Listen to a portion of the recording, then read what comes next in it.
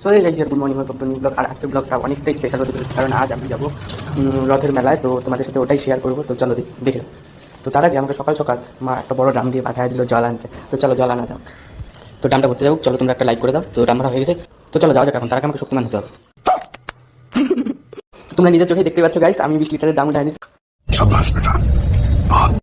তো finally guys বিকেল হয়ে গেছে, তো আমি একটু ঘুমিয়ে পড়েছিলাম। তো যাই হোক, মা আমাকে ডেকে দিয়েছে। তো মা সো এই গাইজ আমি MT-15টা আমার বের করে নিয়েছি। তো এখন মেলায় যাওয়া যাক, যেতে যেতে দেখা হচ্ছে তোমাদের সাথে, চলো। সো এই গাইজ ফাইনালি আমি মেলাতে এন্ট্রি নিয়ে নিয়েছি। আর এখানে জগন্নাথ দেবের রথ রাখা আছে। তো আমি ফার্স্টে এসে আমি জগন্নাথ দেবকে একটু দর্শন করে নিলাম। তো এখন মেলা উপরে যাক, চলো।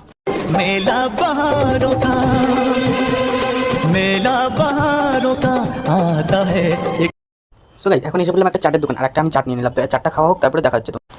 তো ফাইনালি আমার মেলা ঘোরা শেষ। তো যাওয়ার পথে আমি গপু ভাইয়ের জন্য বাড়িতে গরম গরম জিলিপি নিয়ে যাচ্ছি।